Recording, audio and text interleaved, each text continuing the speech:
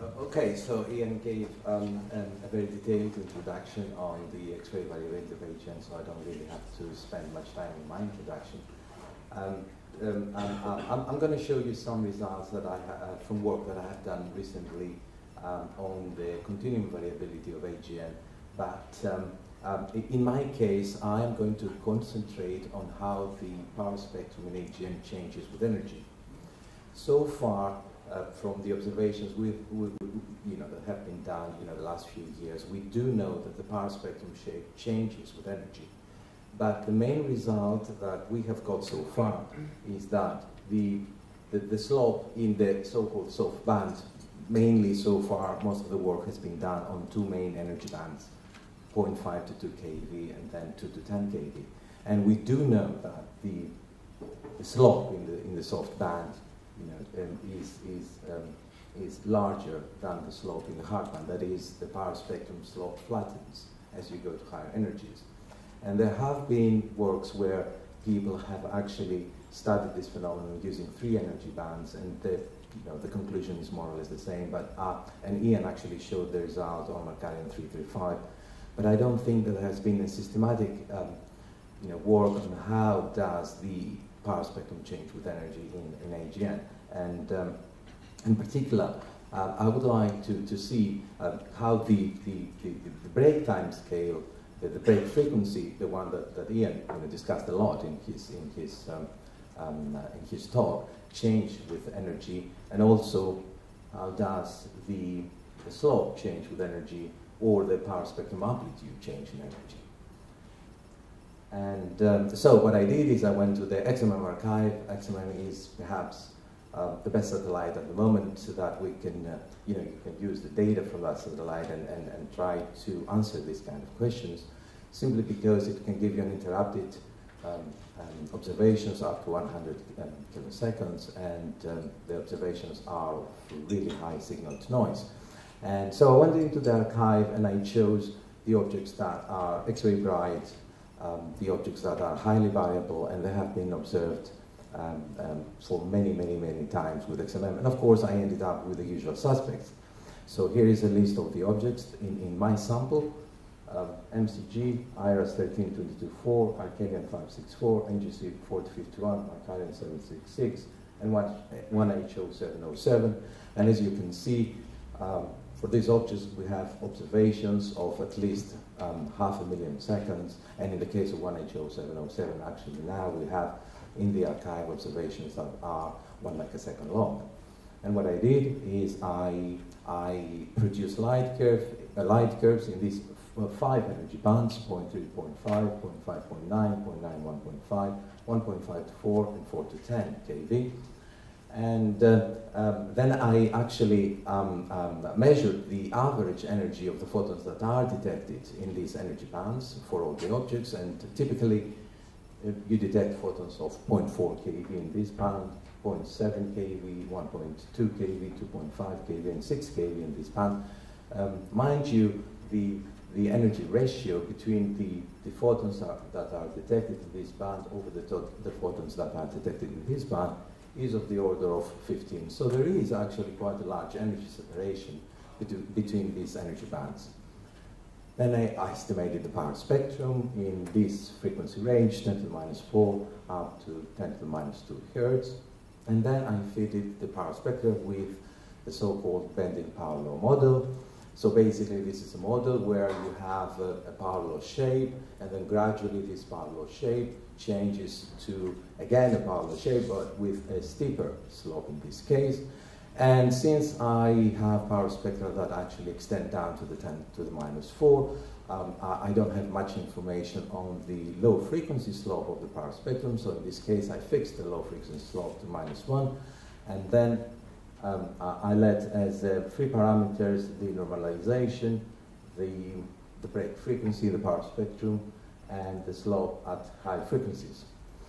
In one case, and that is the case of IRAS 13224, there we can't actually see the break of the power spectrum in the frequency range that I have actually considered here. So in this case, I just fit a simple power law to the power spectrum. And then what I did is I fitted those power spectra, well, basically with the same model, but having three different cases. In one case, I actually forced the break time scale to be the same in all energy bands, and then I let the slope to be free. In the other case, I actually forced the slope now to be the same in all energy bands, and I let the break time scale to be free. And in the third case, I actually let all the parameters to be free during the fitting process. As an example of the quality of the data and of how well the model fits the data, I show you here the data for Macarian 766. And you can see here the power spectra from 10 to the minus 4 up to 10 to the minus 2 hertz. And here are the power spectra for the different energy bands.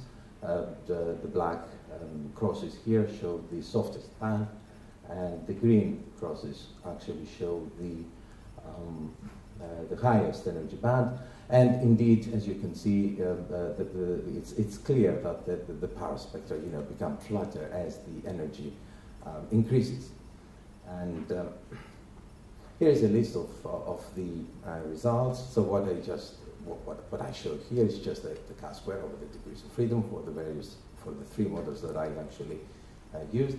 And the things to, okay, model 1 is the one where I keep the break frequency the same in all energy bands, and model 2 is the one where I keep the slope the same in all energy bands. And there are at least 3 cases where this model is, let's say, significantly worse than this one. So it's clear that model 1 is preferred compared to model 2. And then if I compare model 1 to model 3, well, they can fit the data equally well. I mean, I can't really, basically, I can say that I can feed the power spectra in these energy bands by keeping the break frequency the same in all of them, but then in this case, I need the slope to be flatter and flatter, but I can't really say if, the slope and the break, rise at the same time. So I conclude that at the moment the data, are quite happy with this model. So I say, okay, this model actually fits the data well. So let's see what happens. And here's a plot of how the slope. Here's the model. Here's a plot of how the slope changes with energy. And yes, indeed, okay, at the lowest energy, the slope is quite steep. It's roughly 2.5, and then it goes down to 2 or even a bit less at the very high energies. And here's a plot of the RMS as a function of energy. And well, there is an indication that the RMS, the power spectrum amplitude, increases with energy, but then at the highest energy, there is actually a decrease of power. And actually, you can see the decrease of power in all objects. Now, this plot is quite complicated. In some cases, you can see that the RMS is flat. This is NGC 4051, and then just drops at the highest possible energy. But in these objects, it seems that just increase and it decreases. Although in a Kelvin 564, it just keeps increasing as the energy increases.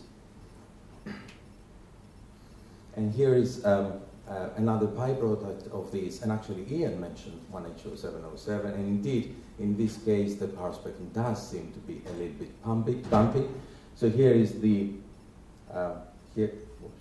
here are the results of the fits to the power spectrum in all energy bands, and here you can see the residuals, and it's those residuals that they do seem to be a bit bumpy. So if you feed those residuals with a Lorentzian, you get them significantly, let's say it's a better fit than when you have just simple power loss. And indeed, there seems to be some extra power at frequencies around 2 or 3 times 10 to the minus 4, and this Lorentzian, indeed, the amplitude of this Lorentzian increases with energy. So as we go to higher energies, this Lorentzian appears to be stronger. So, this was a quick talk. So here's the summary of my results. So basically, the results so far suggests that the break frequency does not change with energy. Now, this is good news when you try to study these break time scales with black hole mass or whatever, because it doesn't really matter, that's what it seems, it doesn't really matter whether you use full band to increase your sensitivity, full band data to pinpoint this break time scale, or whether you use 2 to 10 keV or 0.5 to 2 keV, it seems that you're going to get the same answer. But there is a complication here, and I believe, for example, that this result is not fully consistent with the predictions of these propagating fluctuation models. Remember that in this case, you need your hot flow, okay, to be modulated by the local accretion, viscous accretion time scale, and then in the hotter part of the flow, which is located closer to the black hole, then there the accretion, the viscous time scale should be faster than in this part of the corona, where the temperature is not as high, is actually smaller. In this case, you would expect actually the break time scale to depend on the energy. You should be able to see the break time scale to increase with energy. But as I say, the data so far do not suggest something like that. The data so far are quite happy with the break time scale to be just the same in all energy bands.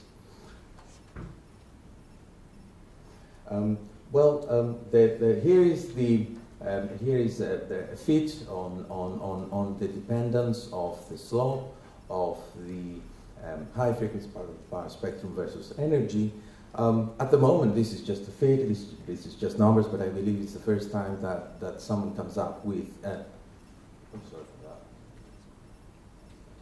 that. It's the first time that someone came up with a formula that actually shows how the slope changes, and it should be an observational result that should actually be able to constrain any models that try to explain, let's say, the temperature stratification of the corona. These models should be able to actually predict how the slope of the power spectrum should change with energy. And here it is, from these 5 objects, this is the way, this is how the slope changes with energy. Now, the amplitude, it seems to increase up to, let's say, roughly 2 keV, and then it seems to decrease. I can't say much more here because it's very complicated, as I say. It depends on the amplitude of the power spectrum at the break frequency, and it seems that this amplitude, it's not constant in all AGN, and I don't think it actually scales with the black hole mass, but it seems that this amplitude talks with the slope. The way the slope changes with energy affects the amplitude, or the other way around, or I don't know what, but it's quite complicated, so I can't really say much about that. Anyway, thank you very much. That was it.